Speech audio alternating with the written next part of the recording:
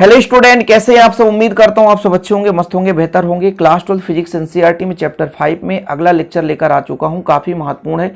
Please आप लोग बेहतरीन रूप से आज इसे तैयार करेंगे और अच्छी तरीके से पढ़ेंगे। ठीक है, चलिए शुरू करें। आज का हमारा टॉपिक है भूचुंबकत्व या पार्थिव चुंबकत्व और इससे संबंधित है ना, जैसे आपका भूचुंबक है, इसके अध्ययन के लिए हम विभिन्न प्रकार के शब्दों का है ना जानकारी रखना आवश्यक होता है। उन्हें हम सीखेंगे। जैसे आपका आ गया भौगोलिक अक्ष है, भौगोलिक एमोत्तर किसे कहेंगे, भौगोलिक विषुवत रेखा किसे कहेंगे, चुंबकीय अक्ष किसे कहेंगे, भूचुंबकीय एमोत्तर किसे कहेंगे, तो सब कुछ कंप्लीट चर्चा करेंगे। दिक्पात क्या है, नमन कोण क्या है, इतने चीजों को हम चर्चा करेंगे। लेकिन यहाँ पे आपको थोड़ा सा मेहनत करना पड़ेगा, थोड़ा सा समय देना पड़ेगा समझने के लिए। बाकी बहुत ही सिंपल है। चलिए शुरू करते हैं। भूचुंबकत्व या पार्थिव चुंबकत्व किसे कहेंगे, तो पृथ्वी में भी कहीं ना कहीं चुंबकत्व का गुण पाया जाता है और इसी गुण के कारण हम कहते हैं इसे भूचुंबकत्व। यानी पृथ्वी में भी कहीं ना कहीं आकर्षण बल पाया जाता है चुंबकीय पदार्थों को अपनी ओर आकर्षित करने का। इसी कारण से पृथ्वी को हम भूचुंबकत्व कहते हैं। अब इसका कुछ ना कुछ स्पष्टीकरण हुआ होगा जिसके कारण हम इसे भूचुंबकत्व कहते हैं, या पृथ्वी को भी हम एक चुंबक की भांति मानते हैं। तो आपको चुंबक जब मैंने पढ़ाया तो सबसे पहले मैंने बताया कि भाई साहब मैग्नीशिया नामक स्थान पर एक चट्टान पाया गया और देखा गया कि चट्टान क्या करता है, कुछ चुंबकीय पदार्थों को अपनी ओर आकर्षित करता है। जैसे लोहा है, निकिल है, कापर है आदि को ये आकर्षित करता है। अब मैग्नीशिया नामक स्थान से पाया गया है ना, इसलिए इसे मैग्नेट कह दिया गया। मैग्नेट समझ रहे हैं, मैग्नेट मतलब चुंबक, वहीं से बना नाम मैग्नीशिया नामक स्थान के कारण मैग्नेट शब्द जो बना भाई साहब, इसका कारण क्या है कि मैग्नीशिया के कारण मैग्नेट बना और जिसे हम चुंबक कहते हैं। तो सबसे पहले पाया गया, मान लीजिए एक चट्टान था, वहां पर पाया गया कि कुछ चुंबकीय पदार्थों को अपनी ओर क्या करता है, आकर्षित करता है। सबसे पहली बात। अब उसे चुंबक बनाया गया। फिर देखा गया कि चुंबक को भाई साहब जब स्वतंत्रता पूर्वक लटका दिया जाए, चुंबक को जब स्वतंत्रता पूर्वक लटका दिया जाए तो वो सदैव उत्तर दक्षिण दिशा में ठहरता है। कुछ ना कुछ इसका तो रीजन रहा होगा कि यदि हम चुंबक को स्वतंत्रता पूर्वक लटकाते हैं तो उत्तर दक्षिण दिशा में ठहरता है। यानी कहीं ना कहीं पृथ्वी में भी आकर्षण करने की क्षमता होती है, नहीं तो कहीं और वो स्थिर हो, पूर्व पश्चिम में हो जाए, लेकिन ऐसा नहीं होता। तो विभिन्न कारणों से ये माना गया कि कहीं ना कहीं पृथ्वी भी एक चुंबक की भांति कार्य करता है।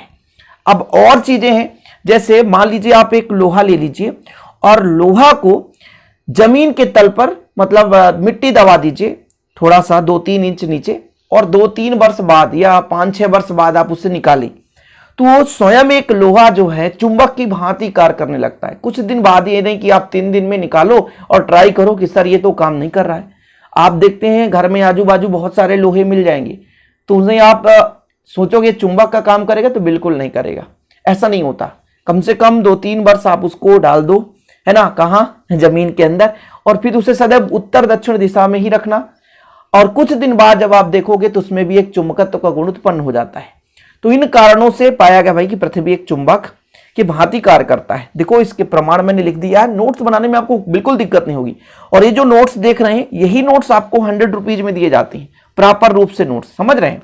चलिए तो देखिए रीजन क्या है, 36 तल में घूमने के लिए स्वतंत्र चुंबक का उत्तर दक्षिण दिशा में ठहरना। यानी हम यदि स्वतंत्रता पूर्वक यदि हम एक क्षण चुंबक को लटका देते हैं तो सदैव उत्तर दक्षिण दिशा में ही ठहरता है, समझ रहे हैं। दूसरा, पृथ्वी के अंदर उत्तर दक्षिण दिशा में गड़े लोहे की छड़ का चुंबक बन जाना। मतलब एक हमारे पास लोहे का छड़ है, वो कहाँ है, पृथ्वी तल पर इन्हीं गड़ा हुआ है। उसे कुछ दिन बाद निकालते हैं तो एक चुंबक की भांति कार्य करने लगता है। इससे यह स्पष्ट होता है कि पृथ्वी भी एक चुंबक की भांति कार्य करता है। चलिए, यानी चुंबकत्व का गुण पाया जाता है। उदासीन बिंदुओं का अस्तित्व होना, मतलब कुछ ऐसे भी बिंदु प्राप्त होते हैं जहां पर चुंबकत्व का गुण नहीं है, तो उसे कह दिए भाई उदासीन बिंदु। इस कारण से कहा गया कि भाई कहीं पे चुंबकत्व ज्यादा है, कहीं पे चुंबकत्व कम है, कहीं पे चुंबकत्व है ही नहीं, तो वहां पे उदासीन बिंदु पाया गया। एक और महत्वपूर्ण पॉइंट है कि पृथ्वी, ये पृथ्वी है, ठीक है, ये पृथ्वी है बच्चा लोग, ये पृथ्वी तल के समीप ऊर्ध्वाधर तल में घूमने के लिए स्वतंत्र चुंबकीय सुई का पृथ्वी के विभिन्न स्थानों पर भिन्न भिन्न व्यवहार करना। कहने का मतलब ये हुआ कि यदि हमारे पास चुंबकीय सुई है, पृथ्वी के यदि भिन्न भिन्न बिंदु पर हम चुंबकीय सुई को ले जाएं, तो वो जो चुंबकीय सुई होता है बच्चा लोग, अपने भिन्न भिन्न स्थान पर उसकी जो दिशा है भिन्न भिन्न हो जाती है। चुंबकीय सुई का जो डायरेक्शन है वो यदि हम भिन्न भिन्न ले जाएं पृथ्वी के मतलब भिन्न भिन्न स्थान पर, तो चुंबकीय सुई का जो दिशा है एन और नॉर्थ पोल का जो दिशा है वो भिन्न भिन्न हो जाता है। अब इसको कैसे समझेंगे, हम एक डायग्राम के माध्यम से समझते हैं। चलिए, बिल्कुल आप चिंता ना करें, आज मैं थोड़ा सा समय भी लूंगा तभी आपको समझा पाऊंगा, क्योंकि भाई साहब ये कुछ छोटी मोटी पॉइंट नहीं है, कुछ ऐसी चीजें हैं जो हमेशा आपके मन में डाउट रहता है। देखिए, जैसे सबसे पहले मैं एक पृथ्वी बनाता हूं, थोड़ा समझने की कोशिश करेंगे आप लोग। पृथ्वी तो मैं इसने छोटे से पेज में कैसे बना दूंगा, लेकिन एक काल्पनिक मैं एक ऐसा बना लिया, मान लो ये पृथ्वी है। क्या है? पृथ्वी है। ठीक है, अब मैं इस पे 4 दिशा आपसे पूछूं कि भाई साहब ईस्ट वेस्ट किधर होगा, तो इधर हमेशा ईस्ट लिया जाता है। ठीक है, आप जब मैप में पढ़ोगे, इधर हमारा वेस्ट है यानी पश्चिम है, और यहां पर हमारा नॉर्थ है। ठीक है, और यहां पर हमारा साउथ है। अब जैसे चुंबकीय सुई की बात आई, तो चुंबकीय सुई के इनके भिन्न भिन्न पृथ्वी के चारों ओर देख सकते हैं, कहीं भी हम ले जा सकते हैं चुंबकीय सुई को। तो हम पृथ्वी के भिन्न भिन्न स्थान पर चुंबकीय सुई को ले जाते हैं, तो भिन्न भिन्न स्थान पर उसकी दिशा भिन्न भिन्न हो जाती है। समझ रहे हैं? जैसे जहां पे नॉर्थ पोल होगा वहां पे चुंबकीय सुई नॉर्थ पोल की ओर हो जाएगा, लंबवत हो जाएगा। बिल्कुल आगे समझाऊंगा, थोड़ा सा भी आप समझो यहां पर। अब यहां पर ये मैंने भौगोलिक एक प्रकार से प्रारूप दे दिया कि पृथ्वी में भौगोलिक स्थिति अलग होती है और चुंबकीय स्थिति अलग होती है। भौगोलिक स्थिति का मतलब ये है कि पृथ्वी का समान रूप से अध्ययन करने के लिए इसको एक स्थिति में बांट दिया गया है।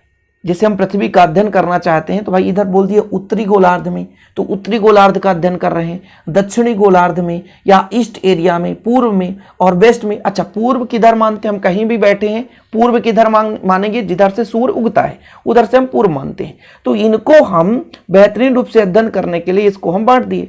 अच्छा, ये हमारा हो गया भौगोलिक। अब जो नॉर्थ और साउथ है, तो यदि इसको हम मिला दें, ये भौगोलिक पोल है, भौगोलिक बिंदु हैं, देख सकते हैं नॉर्थ और साउथ।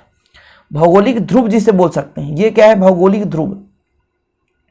भौगोलिक ध्रुव है। ठीक है, भौगोलिक ध्रुव मतलब भूगोल का मतलब ये होता है पूर्ण रूप से उसके बारे में जानकारी लेना, उसके जमीनी स्तर का ज्ञान प्राप्त करना, वो किस प्रकार से निर्मित है, वो किससे किससे मिलकर बना है, उसकी स्थिति क्या है। अब इसको अध्ययन करने के लिए ही इसमें हम ईस्ट वेस्ट नॉर्थ साउथ ले लिए।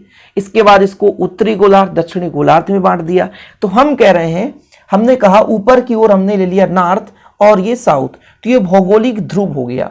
और इस भौगोलिक ध्रुव को मिलाने वाली जो रेखा होगी उसे ही बोलेंगे भौगोलिक अक्ष। 2 परिभाषा तैयार हो रहा है, ध्यान रखना, भौगोलिक अक्ष और इसी से बनेगा भौगोलिक यामोत्तर। थोड़ा समझते चलना, एक एक पॉइंट में आपको समझाऊंगा। तो ये प्यारे बच्चों, पृथ्वी के जो नॉर्थ और साउथ जो पोल हैं, जो ध्रुव हैं, वो भौगोलिक ध्रुव कहला गए। और इन ध्रुवों को, भौगोलिक ध्रुवों को मिलाने वाली जो रेखा है वो भौगोलिक अक्ष कहला गई। एक एक शब्द समझोगे तब आपको समझ में आएगा वास्तविक रूप से है क्या। मैंने क्या कहा, ये मेरे पास एक पृथ्वी का डायग्राम आपको दिख रहा है, इसके नॉर्थ और साउथ पोल हैं जिसे हम भौगोलिक ध्रुव बोलते हैं। अब इन भौगोलिक ध्रुवों को मिलाने वाली जो रेखा है वो भौगोलिक अक्ष कहला गई। इसके बाद हम बात करते हैं भौगोलिक यमोत्तर। वास्तविक रूप से भौगोलिक यमोत्तर है क्या, थोड़ा देखिएगा। भौगोलिक यमोत्तर को मैं समझाना चाहता हूं। ये मेरे पास भौगोलिक ध्रुव था और भौगोलिक ध्रुव को मिलाने वाली जो रेखा है मेरे बच्चों, भौगोलिक अक्ष कहला गई। इसके लंबवत मैं एक समतल रख देता हूं। अब ये समतल थोड़ा सा ऐसा होना चाहिए। देखो जरा, भौगोलिक अक्ष है आपके पास और भौगोलिक अक्ष के लंबवत एक तल गुजर रहा है। इस तल को ही हम बोलते हैं भौगोलिक यमोत्तर। यानी हमारे पास एक ऊर्ध्वाधर तल दिखाई दे रहा है। देखो, ऊर्ध्वाधर तल है ऐसा। ठीक है, आप मोबाइल के कैमरा में कितना कैप्चर करें भाई, समझ रहे हो। तो ये मेरा जो तल है ये कहलाया भौगोलिक यमोत्तर। क्या कहलाया? भौगोलिक यमोत्तर कहला गया। हमारे पास 2 ध्रुव एन और एस है, इसे हम भौगोलिक ध्रुव कहते हैं। इनको जो मिला रही है रेखा उसे बोलेंगे भौगोलिक अक्ष, और इसके जो ऊर्ध्वाधर तल होगा इसे हम बोलेंगे भौगोलिक, क्या बोलेंगे, यामोत्तर। कुछ चीजें समझ में आई? हाँ, मैं सब परिभाषा लिखाऊंगा, बिल्कुल चिंता ना करो। इसके बाद आता है प्यारे बच्चों विषुवत रेखा, एकदम बीचों बीच जाता है। अब गोल होता है पृथ्वी, इसके लिए इसको हमको समझाने के लिए कुछ इस प्रकार से बनाना पड़ेगा ताकि भाई दोनों रेखाएं दिख जाए। ये कहलाया आपका भौगोलिक विषुवत रेखा। समझ रहे हैं? यानी पृथ्वी आपका है, ठीक है, और पृथ्वी ये जो आपका भौगोलिक अक्ष है इसके लंबवत, ये भौगोलिक अक्ष है इसके लंबवत। अब पृथ्वी है, पृथ्वी के चारों ओर, किसी दिन मैं ग्लोब में आपको बेहतरीन रूप से समझा दूंगा, क्योंकि ग्लोब में आपको प्यारे बच्चों भौगोलिक अक्ष और जो आपका यहां पर विषुवत रेखा जो है इसको आप अच्छे तरीके से समझ पाओगे। तो ये मेरे पास है भौगोलिक अक्ष, इसके लंबवत जो सबसे बड़ी वृत्त होगी इसे बोलेंगे भौगोलिक विषुवत रेखा। समझने की कोशिश करेंगे। भौगोलिक अक्ष नॉर्थ और साउथ पोल को मिलाने वाली जो रेखा है भौगोलिक अक्ष कहला गई। और भौगोलिक अक्ष जो है प्यारे बच्चों इसके लंबवत सबसे बड़ी वृत्त जो होगी, समझ रहे हैं, सबसे बड़ी जो वृत्त होगी वही आपकी कहलाएगी भौगोलिक विषुवत रेखा। इतना यदि क्लियर कर लिए होंगे तो अब इसकी परिभाषा भी मैं आपको समझा देता हूं। ठीक है, चलो पहले परिभाषा देखो। भौगोलिक अक्ष है, भौगोलिक ध्रुवों को मिलाने वाली जो रेखा है भौगोलिक अक्ष कहलाती है। क्या? भौगोलिक अक्ष कहलाती है। इसके बाद यहां पर भौगोलिक यामोत्तर है, उसे भी देख लें। भौगोलिक अक्ष से गुजरने वाले ऊर्ध्वाधर तल को भौगोलिक यामोत्तर कहते हैं। बिल्कुल लिख लिए आप लोग? हाँ सर, ठीक है।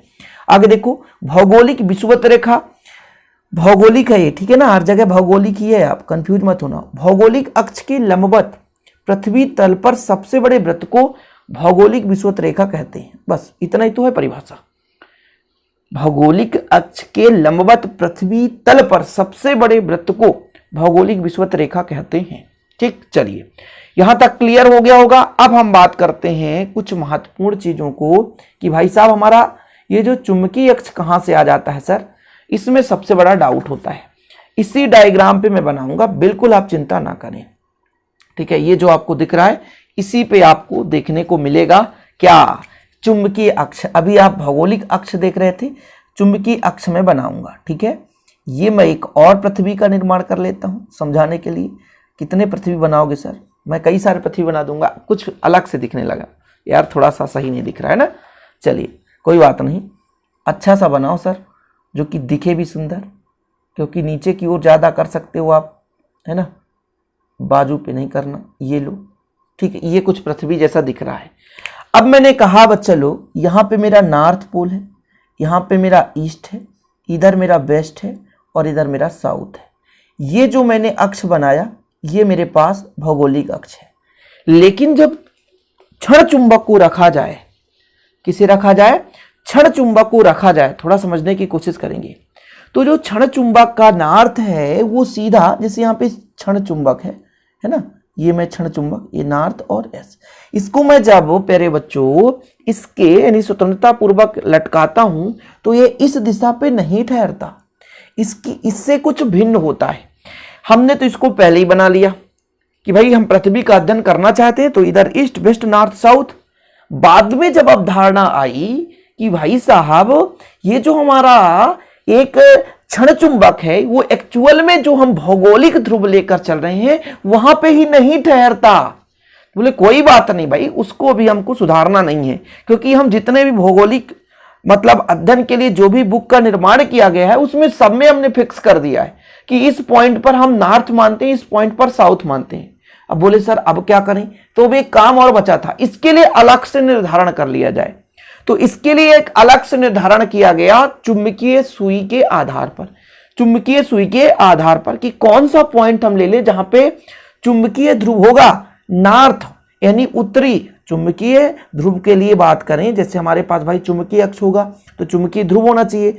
तो जो हमारा भौगोलिक ध्रुव है क्या वही चुंबकीय ध्रुव है? बिल्कुल नहीं है। जो हमारा भौगोलिक ध्रुव है वही चुंबकीय ध्रुव है? नहीं है, क्योंकि कुछ ना कुछ थोड़ा समझने की कोशिश करेंगे। कुछ न कुछ इसमें भिन्नता इसलिए आई क्योंकि जो हमने पहले मान कर रखा था भौगोलिक ध्रुव को, जब हम क्षण चुंबक को लटकाते हैं तो भाई साहब वो उसी ध्रुव पे नहीं ठहरता जो हमने पहले माना था, थोड़ा सा टेढ़ा ठहर रहा है। तो बोले कोई बात नहीं, इसके लिए अलग से ध्रुव बना दो। तो फिर कुछ ये यहां पे हमारा नॉर्थ, यहां पे एम दर्शा देते हैं क्योंकि भाई मैग्नेट के लिए है, ठीक है। और यहां पर हमारा हो जाएगा मान लो साउथ, तो यहां पर हमारा एस हो जाएगा, एम हो जाएगा। तो ये जो हमारा नॉर्थ पोल बना यानी चुंबकीय ध्रुव बना, ये थोड़ा सा भौगोलिक ध्रुव से भिन्न हो गया, ठीक है। तो ये चीज आपके मन में क्लियर रहना चाहिए कि जो हमारा भौगोलिक ध्रुव है और जो हमारा चुंबकीय ध्रुव है वो दोनों में भिन्नता है। भौगोलिक ध्रुव और चुंबकीय ध्रुव में प्यारे बच्चों भिन्नता है, ये चीज आपको क्लियर होना चाहिए, ठीक है। यहां तक क्लियर हो गया। अब यहां पे प्यारे बच्चों हमें मिल गया क्या, चुंबकीय ध्रुव, और ये भौगोलिक ध्रुव मैंने पहले ही बता दिया अध्ययन कर लेकिन बनाया गया, लेकिन भाई क्षण चुंबक को लटकाया गया चुंबकीय सुई के आधार पर, कहीं अलग अलग जगह पर पाया गया। तो फिर बोले भाई एक काम करो, चेंज कर दो। तो हमने कहा भाई कि ये जो आपका भौगोलिक अक्ष है चुंबकीय अक्ष से भिन्न है, दोनों में डिफरेंस पता चल गया, ठीक। अब इससे ही आप एक और परिभाषा देखो, चुंबकीय अक्ष किसे कहेंगे, चुंबकीय ध्रुवों को मिलाने वाली जो रेखा होगी, ये चुंबकीय ध्रुव है प्यारे बच्चों, यहां पे एक पॉइंट है, एक पॉइंट यहां पे है, चुंबकीय ध्रुवों को मिलाने वाली जो रेखा है वो चुंबकीय अक्ष कहला गई। चुंबकीय ध्रुव ये हमारे पास नॉर्थ पोल, यहाँ पे साउथ पोल, चुंबकीय ध्रुवों को मिलाने वाली रेखा चुंबकीय अक्ष कहला गई। हाँ सर, तो इसके लिए जो विषुवत रेखा होगी किस प्रकार, अब इसके ही लंबवत ऐसा कुछ बना दो, ये देखो ऐसा, इस प्रकार से, ठीक है भाई। ये जो आपका भौगोलिक विषुवत रेखा कुछ अलग था, भौगोलिक विषुवत रेखा कुछ इस प्रकार से था। मैं यहाँ पे साइड में थोड़ा सा बता दूं कि ये प्यारे बच्चों आपका नॉर्थ साउथ और इस प्रकार से इसका भौगोलिक विषुवत रेखा था, लेकिन ये चुंबकीय विषुवत रेखा है, ठीक है। ये आपके पास भौगोलिक को छोड़ करके अलग से परिभाषा देना पड़ेगा कि चुंबकीय अक्ष के लंबवत सबसे बड़ी वृत्त को ही हम बोलेंगे चुंबकीय विषुवत रेखा, चुंबकीय विषुवत अक्ष, समझ रहे हैं। चलिए इसके बाद मेरे बच्चों यहां पर मैं फिर से एक यदि बात करूं चुंबकीय यमोत्तर की, तो आप परिभाषा इस प्रकार से दोगे, देखो जरा, इस अक्ष के लंबवत ऊर्ध्वाधर पर जो तल होगा, ये तल होगा, ये जो तल दिखाई दे रहा है आपको, है ना, मैं तल इसलिए बनाकर दिखा रहा हूं ताकि आपको समझ में आए वास्तविक रूप से तल कहां होगा। तो ये जो मेरा चुंबकीय अक्ष है इसके ऊर्ध्वाधर तल को ही हम चुंबकीय यमोत्तर कहते हैं, ठीक है, समझ रहे हो।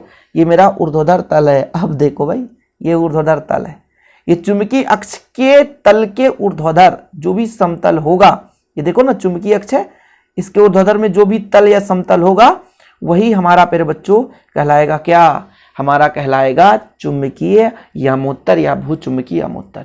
और इसके सबसे बड़ी वृत्त को, किसको, सबसे बड़ी वृत्त को हम कहते हैं क्या, हम कहते हैं भाई साहब भूचुंबकीय विषुवत रेखा। क्या, भूचुंबकीय विषुवत रेखा। अब इसकी परिभाषा थोड़ा सा देख ही लो तब कुछ और मजा आएगा। मैं कहा था कि थोड़ा आपको समय देना पड़ेगा भाई। यहां पर भूचुंबकीय अक्ष की बात करी हमने, भूचुंबकीय ध्रुवों को मिलाने वाली जो रेखा है वो भूचुंबकीय अक्ष कहलाती है, ठीक है सर। भूचुंबकीय यमोत्तर मैंने क्या कहा कि भूचुंबकीय जो अक्ष है इससे गुजरने वाला जो भी ऊर्ध्वाधर तल होगा भूचुंबकीय यमोत्तर कहलाएगा। विषुवत रेखा किसे कहेंगे सर, भूचुंबकीय विषुवत रेखा। तो भूचुंबकीय अक्ष के लंबवत पृथ्वी पर सबसे बड़े वृत्त को भूचुंबकीय विषुवत रेखा कहते हैं। इसे भूचुंबकीय या निरक्ष भूचुंबकीय भूमध्य रेखा भी कहते हैं। ये चीज क्लियर हो गया होगा। चलिए इसके बाद हम अब महत्वपूर्ण पॉइंट पर चर्चा करेंगे कि सर ये हमारा एक दिक्पात होता है, दिक् कोण जिसे बोलते हैं, दिक्पात जिसे बोलते हैं, और एक होता है नमन कोण जिसे बोलते हैं नति कोण। समझ रहे हैं, दिक्पात किसे बोलेंगे और क्या बोलेंगे, नमन कोण किसे बोलेंगे। तो अभी मैंने आपको समझाया ये था कि जैसे मैंने कहा ये भौगोलिक अक्ष है और ये प्यारे बच्चों मेरे पास कौन सा अक्ष है, ये मेरे पास चुंबकीय अक्ष है। अब इस पे भी मैंने कहा ऊर्ध्वाधर पर एक तल है ऊपर की ओर, इस पे भी मैंने कहा ऊर्ध्वाधर की ओर, ऊर्ध्वाधर यहाँ पे है देखो, ऊर्ध्वाधर की ओर एक तल है। अब इन दोनों तलों के बीच कुछ ना कुछ कोण बनेगा। हाँ सर, कुछ ना कुछ कोण बनेगा जिसे हम डी से दर्शाते हैं। इस कोण को ही बोलते हैं, क्या बोलते हैं, दिक्पात। क्या बोलते हैं, दिक्पात। या दिक् कोण भी बोल सकते हैं। समझ रहे हैं, दिक्पात बोलते हैं। कोई दिक्कत तो नहीं है, समझ रहे हैं। फिर से आप समझो, किसी स्थान पर, ये जरूरी नहीं कि यहीं पे हो, कहीं भी हम ले सकते हैं, पृथ्वी के किसी भी बिंदु पर ले सकते हैं, पृथ्वी के किसी भी बिंदु पर हम ले सकते हैं। दिक्पात किसे बोलेंगे, तो किसी भी स्थान पर चुंबकीय आमोत्तर, ये चुंबकीय आमोत्तर ऐसा होगा भाई साहब, चुंबकीय आमोत्तर ऐसा होगा, है ना, चुंबकीय आमोत्तर। तो ये हमारा क्या है, चुंबकीय आमोत्तर है ना। और इस प्रकार से हमारा बनेगा भौगोलिक आमोत्तर। इनके बीच जो कोण बन रहा है उसे ही बोलते हैं दिक्पात बोलते हैं। इसे डी से प्रदर्शित करते हैं। और बताया भी गया कि पृथ्वी के भिन्न भिन्न स्थानों पर इसका मान भिन्न भिन्न हो सकता है। ठीक, ये चीज हो गया। अब एक और परिभाषा आता है नमन कोण या नति कोण। नमन कोण को कैसे परिभाषित किया गया कि जैसे बच्चा लोग बोला गया कि जैसे मान लीजिए यहाँ पर सुई है तो कुछ इस प्रकार से होगा, है ना, इस प्रकार से सुई, हम यहाँ पर सुई रखेंगे। लेकिन जैसे ही हम यहाँ पर सुई रखेंगे, जैसे यहाँ पे ऐसा चल रहा है तो कुछ इस प्रकार से, यहाँ पे यदि बात करें तो कुछ इस प्रकार से। लेकिन यहाँ पे थोड़ा सा नॉर्थ पोल है तो थोड़ा सा ये क्या होगा, कुछ इस प्रकार से। तो वास्तविक रूप से ये इसके समांतर तो नहीं, तो कुछ ना कुछ झुका, कुछ ना कुछ झुक गया, कुछ ना कुछ कोण बना रहा है। और जो कोण से ये झुक रहा है यानी नमन हो रहा है, उसे ही बोलेंगे हम नमन कोण। अब ये भी समझ में नहीं आ रहा होगा आपको। जैसे मैंने कहा यहाँ पे मान लो ये पृथ्वी है, पृथ्वी के किसी बिंदु पर चुंबकीय सुई रख दिया। चुंबकीय सुई जैसे हमारे पास इस प्रकार से है, थोड़ा समझने की कोशिश करो। तो यहाँ पे चुंबकीय सुई कुछ ऐसा होगा, है ना, ये चुंबकीय सुई है। फिर बच्चों ये चुंबकीय सुई है। अभी मैं कहता हूँ नॉर्थ है, ये साउथ है, तो अभी ये केवल समतल पर ही विक्षेप हो सकता है। लेकिन इसको मैं थोड़ा सा उठा दूं, ऐसा उठा दूं, तो फिर कहीं ना कहीं ये झुकने का कोशिश करेगा। और जो कोण में गिरावट आएगी, जो झुकाव होगा, वही कहलाता है हमारा नमन कोण। अच्छा, कुछ समझ में नहीं आ रहा है। मैंने कहा कि भाई ये पृथ्वी है ना, यहाँ पे चुंबकीय सुई रख दिया, तो इधर नॉर्थ है तो ऐसा हो गया नॉर्थ, इधर साउथ हो गया, है ना, तो इसके समांतर तो कोई झुकाव नहीं आया। लेकिन जैसे ही यहाँ पर जी मैं चुंबकीय सुई रखूंगा तो ये बिल्कुल इसके समांतर नहीं होगा, कुछ ना कुछ झुकाव होगा। क्यों? क्योंकि इधर नॉर्थ पोल की ओर जा रहा है और नॉर्थ पोल पर तो झुकेगा ही झुकेगा। तो जब नॉर्थ पोल पर ये झुक रहा है प्यारे बच्चों, तो कहीं ना कहीं अपने अक्ष से कुछ ना कुछ कोण बनाते हुए झुकेगा। और जो कोण बना रहा है उसे को ही कहते हैं हम नमन कोण या नति कोण। नमन कोण मतलब कितना कोण झुक रहा है, समझ रहे हैं, उसे कहते हैं नमन कोण। अब इनकी परिभाषाएं भी होनी चाहिए कि सर परिभाषा तो हम पढ़ के ही जाएंगे, बिना परिभाषा तो, है ना। तो इसके लिए मैं यहाँ पर पूरा लिख देता हूँ ताकि आप लोगों को दिक्कत ना हो सके। भूचुंबकीय तत्व किसे कहते हैं? किसी भी स्थान पर पृथ्वी के चुंबकत्व के अध्ययन के लिए जिन भौतिक राशियों की आवश्यकता होती है उन्हें भूचुंबकीय तत्व कहते हैं। यानी इनके आधार पर हम क्या करते हैं, किसी भी बिंदु पर चुंबकत्व का अध्ययन करते हैं। चलिए, जिसमें से दो प्रमुख हैं, दिक्पात और नमन कोण, और तीसरा है पृथ्वी के चुंबकीय क्षेत्र की क्षैतिज तीव्रता। तीव्रता तो मैं आसानी से समझा दूंगा भाई साहब कि एकांक ध्रुव जितने बल का अनुभव करेगा उसे तीव्रता कहेंगे, कोई दिक्कत नहीं है। तो यहाँ पर दिक्पात देखो, किसी स्थान पर चुंबकीय यामोत्तर और भौगोलिक यामोत्तर के बीच जो न्यून कोण बनता है, चुंबकीय यामोत्तर और भौगोलिक यामोत्तर के बीच जो न्यून कोण बनता है उसे हम दिक्पात कहते हैं। नमन कोण आप फिर से समझो कि मैंने कहा कि अभी मैं जमीन पे रखा था चुंबकीय सुई को, मैं ऊपर उठा दिया, तो फिर कहीं ना कहीं वो पृथ्वी के समांतर नहीं रहेगा, कुछ ना कुछ कोण से वो झुकेगा। और जो झुकेगा प्यारे बच्चों उसी को कहेंगे हम क्या, नमन कोण। स्वतंत्र क्या है, ऊर्ध्वाधर तल में अपने गुरुत्व केंद्र पर घूमने के लिए स्वतंत्र चुंबक का भिन्न भिन्न स्थानों पर क्षैतिज से झुकाव भिन्न भिन्न होता है। इन झुकाव को ही हम उनका नमन कोण या नति कोण कहते हैं। बार बार बता रहा हूं, नमन कोण क्या है। मैंने कहा भाई साहब चुंबकीय सुई को उठाओ और फिर उसको स्वतंत्रतापूर्वक लटकाओ, तो कहीं ना कहीं नॉर्थ पोल की ओर झुकने की कोशिश करेगा और जो झुकाव होगी उसी को हम कहेंगे नमन कोण। क्या बोलेंगे? नमन कोण। इतना क्लियर हो गया? तो भाई साहब आज का इतना ही टॉपिक था। अगले लेक्चर में एच वी और थीटा में संबंध हम क्लियर कर लेंगे, एच आई भी थीटा में संबंध या एच वी थीटा में संबंध। ओके, और आज के लिए इतना ही। वीडियो पसंद आए तो लाइक करें, शेयर करें। जय हिंद, वंदे मातरम।